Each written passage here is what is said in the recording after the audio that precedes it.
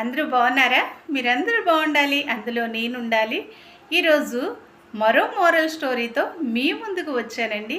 తప్పకుండా నా వీడియోస్ చూస్తున్న ప్రతి ఒక్కరికి కూడా చాలా ధన్యవాదాలు. మీరు కనుక నా వీడియోస్ నచ్చినట్లయితే తప్పకుండా లైక్ చేయండి, షేర్ చేయండి, సబ్స్క్రైబ్ చేసుకోండి. ఈరోజు ఒక మోరల్ స్టోరీ మీకు తెలియజేయబోతున్నానండి. ఒక పెద్ద ఆయన ఉన్నాడు, తాతగారు. ఆ తాతగారి దగ్గరికి తన మనవడు వచ్చాడండి.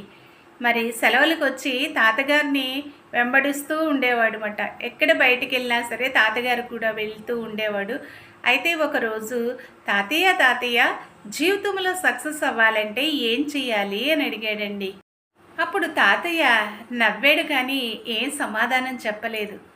రోజు తాతయ్య మొక్కలు కొనడానికి బయటికి వెళదారా అని చెప్పేసి తీసుకుని వెళ్ళాడండి ఆ మనవడిని. అప్పుడు ఒక 2 మొక్కలు తీసుకున్నాడండి. ఆ 2 మొక్కలు ఇంటికి తీసుకొచ్చిన తర్వాత ఒక మొక్కని కుండీలో పెట్టారు మట్టేసి, ఇంకో మొక్కని బయట పెరట్లో పాతి పెట్టారండి. అయితే ఆ తాతగారు అడిగాడు, ఈ 2 మొక్కలు మధ్య ఉన్న తేడా నువ్వు తెలియచేయాలి. ఏ మొక్క బాగా ఎదుగుతుంది, బలంగా ఉంటుంది అని అడిగాడండి ఆ మనవడు. ఏ మొక్క బాగా పెరుగుతుందో తెలుసా? ఇది కుండీలో పెట్టాం కాబట్టి ఈ కుండీలో మొక్కే బాగా పెరుగుతుంది. ఎందుకు అంటే దీనికి అన్ని ఫెసిలిటీస్ మనం కల్పిస్తాము. చక్కగా టైంకి వాటర్ పోస్తాము. అంతేకాదు దానికి మనం ఏదైనా కూరగాయలకు సంబంధించిన ఎరువులు అలాంటివి వేస్తూ ఉంటాము.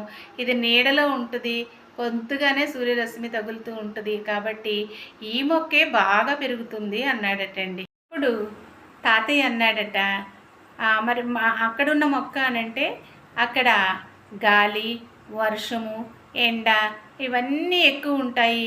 బయట పెరిగే మొక్క కదా, అది జంతువులు కూడా మధ్యలో వచ్చి తినేయచ్చు.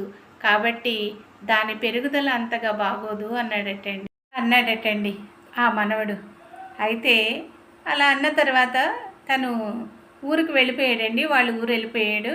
మళ్ళీ 4 సంవత్సరాల తర్వాత ఆ తాతగారి దగ్గరికి వచ్చాడండి. ఆ 4 సంవత్సరాల తర్వాత వచ్చినప్పుడు మళ్ళీ అడుగుతున్నాడు, తాతయ్య తాతయ్య జీవితంలో సక్సెస్ అవ్వాలంటే ఏం చెయ్యాలి అని అడిగాడు. అప్పుడు నువ్వు సమాధానం చెప్పలేదు అని అంటే ఇప్పుడు కూడా సమాధానం చెప్పకుండా మౌనంగా, అప్పుడు మనిద్దరము పాతి పెట్టామే మొక్కలు, అవి ఒకసారి చూసొద్దారా అని చెప్పి ఆ మొక్కల దగ్గరికి తీసుకెళ్ళాడండి తాతయ్య. అప్పుడు ఇంట్లో కుండీలో వేసినటువంటి ఆ మొక్క దగ్గరికి తీసుకువెళ్ళాడు. అయితే కొంచెం పెరిగింది, బాగానే పెరిగింది.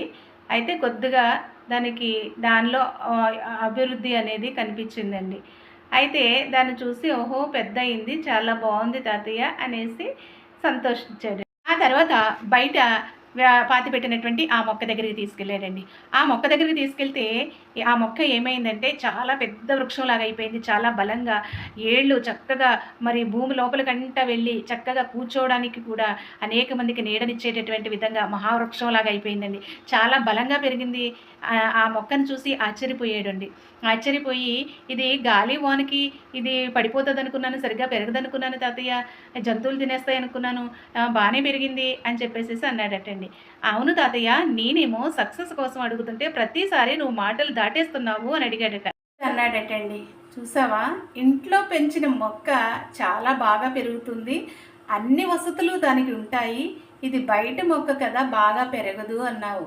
ఇది బయట మొక్క గాలికి, తుఫానికి, ఎండకి, వర్షానికి, జంతువుల తాకిడికి, అనేక విధాలైనటువంటి ఇబ్బందులకు తట్టుకుని ఎంత బాగా నిలబడిందో చూసావా. జీవితం కూడా అంతే. ఎందుకంటే మన జీవితంలో శ్రమలు వచ్చినాయి, ఇబ్బందులు వచ్చినాయి, ఇరుకులు వచ్చినాయి, ప్రతికూల పరిస్థితులు వచ్చినాయి అని అక్కడే ఆగిపోయి ఆ సమస్యల వైపు చూస్తే అది ఎప్పటికీ కూడా సక్సెస్ అనేది నువ్వు సాధించలేవు. నీ జీవితంలో ఎన్నో సుడిగుండాలు వస్తూ ఉంటాయి, అవమానాలు ఎదురవుతూ ఉంటాయి, అపనిందలు వస్తూ ఉంటాయి, ప్రతికూల పరిస్థితులు వస్తూ ఉంటాయి. ఇవన్నిటినీ నువ్వు తట్టుకుని నిలబడినప్పుడే ఈ మహావృక్షంలాగా నిలబడతావు. అదే బిడ్డ సక్సెస్ అని చెప్పాడటండి. అవును కదండి, అంతే కదా. మరి వర్షానికి, ఎండకి అనేకమైనటువంటి విధాలుగా తాకిడిలకి తట్టుకొని మనిషి ఎప్పుడైతే నిలబడతాడో అప్పుడే సక్సెస్ వైపు అడుగులేసుకుంటూ ముందుకు వెళ్తాడండి. అంతేకాని శ్రమ వచ్చింది, బాధ వచ్చింది అని అక్కడే కూర్చుండిపోయి కుమిలిపోతే నీకు సహాయం చేసేవాళ్ళు ఎవరు ఉండరు. ఏదొచ్చినా సరే నీకు నువ్వే ధైర్యంగా ఎదుర్కొన్నప్పుడు సక్సెస్ నీ వెంట వచ్చి నిలబడుతుంది. ఇది ఎప్పుడు కూడా ప్రతి ఒక్కళ్ళు కూడా గుర్తుపెట్టుకోవాలండి.